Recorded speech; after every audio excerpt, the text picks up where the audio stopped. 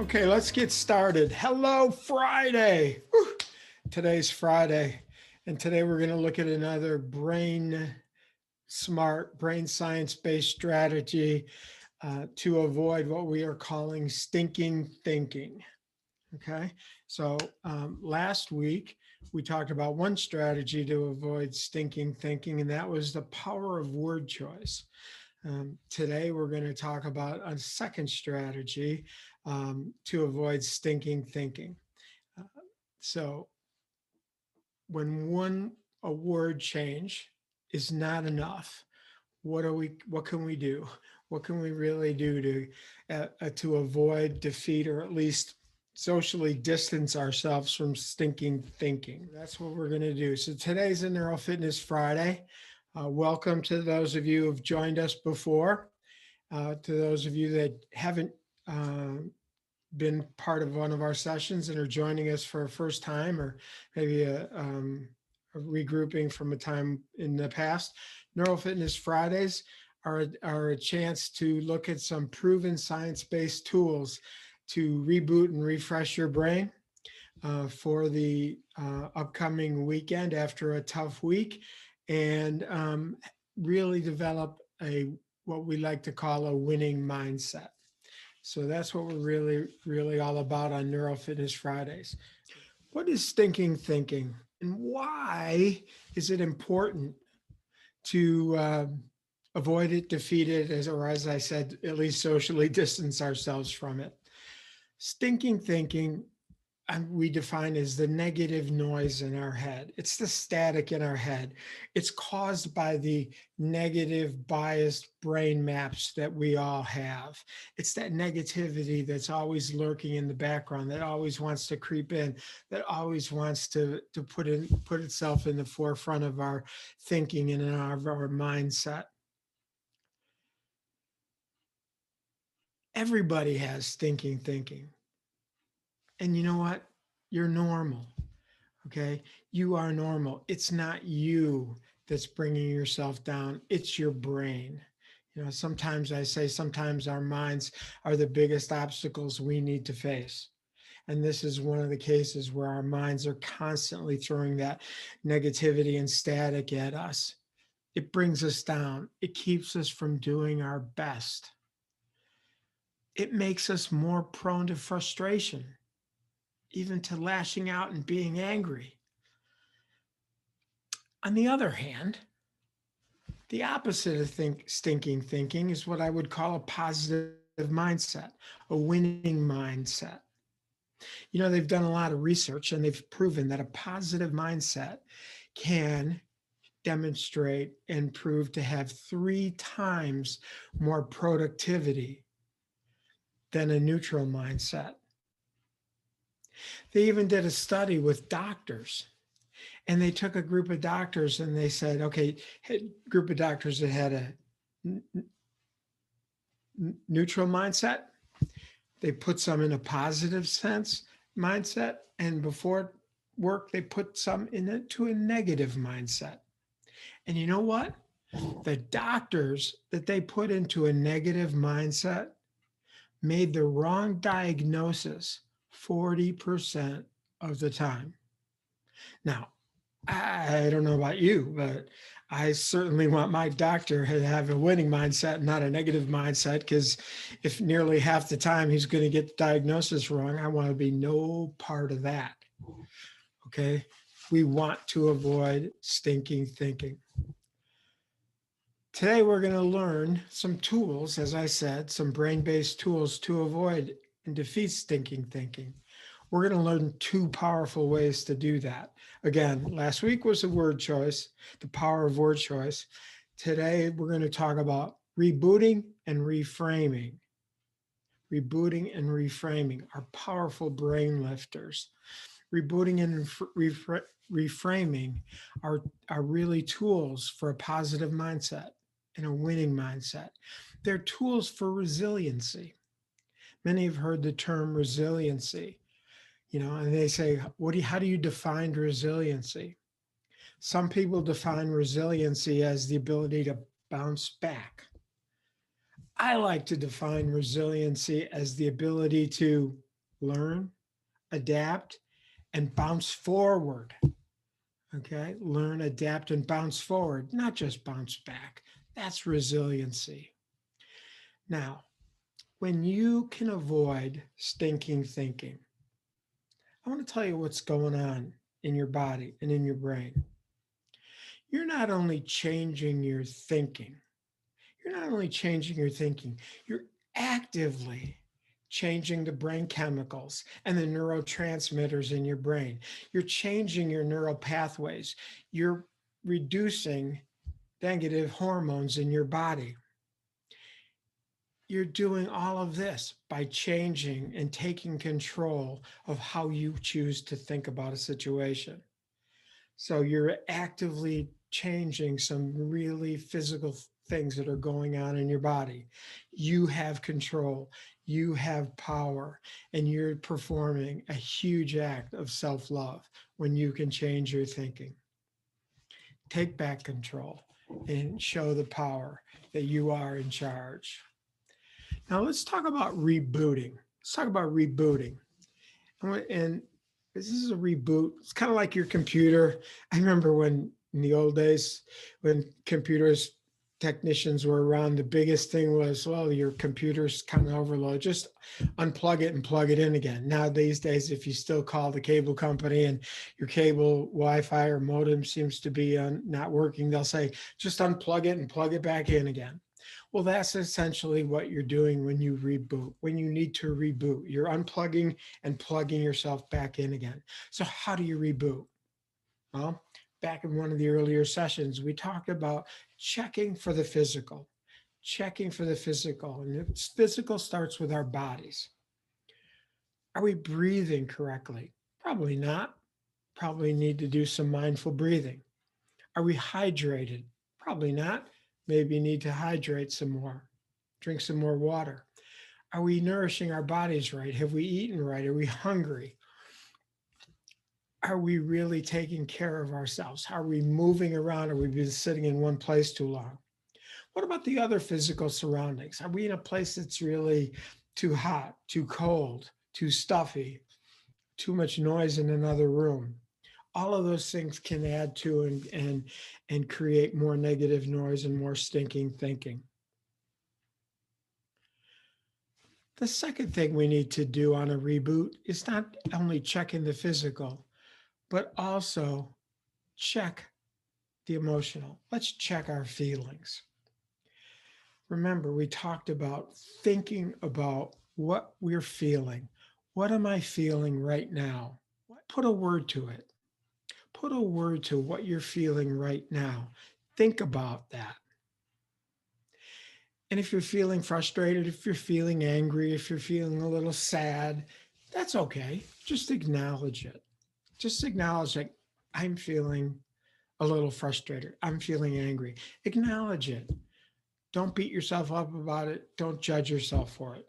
Just acknowledge it. But then move on from the acknowledgement and ask yourself, is my feeling justified based on the facts of the situation? I don't know, you may have recalled if you joined one of our earlier sessions that we talked about the facts of a situation versus the judgment of a situation. We often need to look at the factual situation as opposed to how we perceive it, how we judge it. She yelled at me is a judgment. She raised her voice is a fact. Think about if your feeling is justified. And then ask yourself, is my feeling helping me right now? So, what am I feeling? I'm going to acknowledge it. I'm going to ask myself if it's justified from the facts. And then I'm going to ask myself, is it really helping me right now? All of that thought process will help you reboot and put yourself and your brain back in control and get the neural pathways firing into a more productive decision-making frame of mind. It'll allow you to reach back into those winning pathways that you've been starting to develop, dust them off and bring them to the forefront of your brain. We talked a lot about how you develop that winning mindset, how you develop those winning pathways, whether it's practicing your gratitude, the 3 types of gratitude, whether it's defining your purpose. Remember last week when we talked about purpose, we talked about the really power of purpose, whether it was the general who defined the purpose of the soldiers at Desert Storm is not being in charge of food service, but being in charge of morale. Or the maids, their purpose was not just cleaning hotel rooms, but really exercising. Or Bob at LAX, who was not just shining shoes, but his purpose was to be the world's greatest shoe shiner. Maybe you have to just reach back and define your purpose. Or maybe we talked about really define what happiness means to you. Bring back that definition of happiness. Relook at that. Take another look at that and refresh that. Look at your core belief systems, of your positive core belief systems, focusing on today, not yesterday, not tomorrow, but today. And the other one is just do the best you can. Just do the best you can.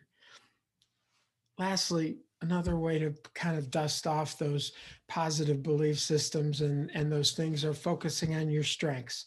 What are my strengths? We talked about looking at for your strengths and making a categorization of your strengths, writing them down, having an asset library of your strengths. Those are all important things. Once you've done this rebooting, pick up a pen, write it down, and then say it out loud. How do you feel about this? Maybe it can become a new mantra for you, a new when I, then I mantra. Remember, the power of a mantra is equally as powerful as 5 to 10 minutes of mindful meditation. Just saying something out loud, a powerful mantra, can be as powerful to your brain as 10 minutes of meditation. So don't think it's corny. Think it's positive and think it's powerful and think it might be just right for you to help distance yourself from so stinking thinking. Other ways to do a reboot, maybe you want to start playing some music that calms you or soothes you or inspires you or gets you excited. Maybe you want to reflect on some memories, some positive memories that can put you in a good mood. Maybe spirituality or prayer is a way that you can help reboot yourself and put yourself in a good place. And then maybe it's just forcing yourself to smile. Because remember, when you smile, even a forced smile, you release positive dopamine in your brain. So when all else fails, even a forced smile will help you reboot. So we had a comment. It says rebooting is an essential part of my mental health. In college, I was taught an alliteration to help remind me how to do this. Depart daily, withdraw weekly, abandon annually. Taking time for myself to focus on what I need is amazing advice. That is amazing advice. And thank you for sharing that with the group. And anybody else has anything else, please add it in.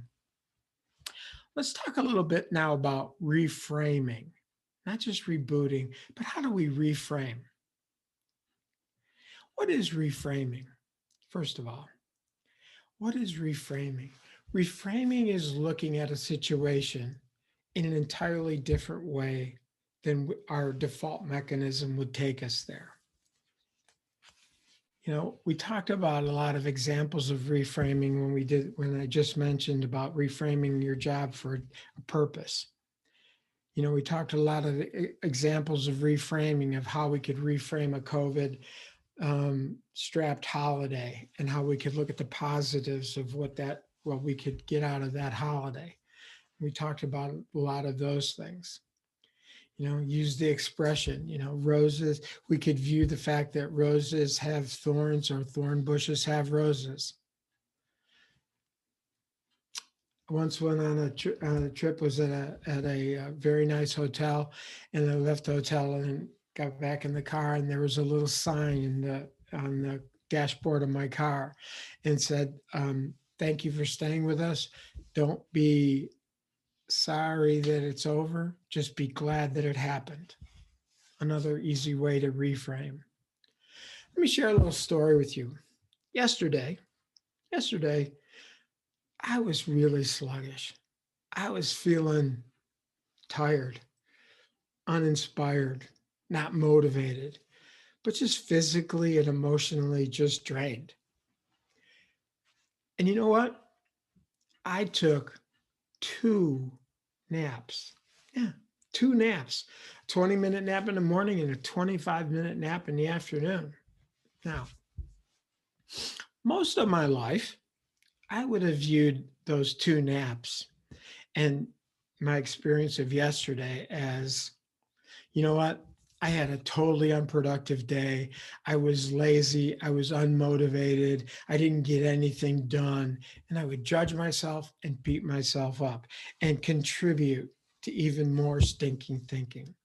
But instead of saying I was lazy and unmotivated and didn't get anything done and I was unproductive, I chose to reframe it and to think of yesterday as, yesterday, I really listened to my body and I took care of myself. I really listened to my body and I chose to do what was best for me in the moment. I took care of myself and I gave myself an act of self love. I chose to think about it that way. As I said, most of my life in my less brain smart days, I would have thought about it in the stinking thinking way. Here's some types of thinking. Stinking thinking says, I can't do that. Winning thinking says, I will try. Stinking thinking says, this project was a failure. Winning thinking says, even though we didn't achieve our goals, we learned a great deal. Stinking thinking says, here we go again. Winning thinking says, well, we've done this before. Stinking thinking says, I have to take some time off. Winning thinking says, I get to spend quality time with my family. And lastly, stinking thinking says, my customer or my boss is a jerk.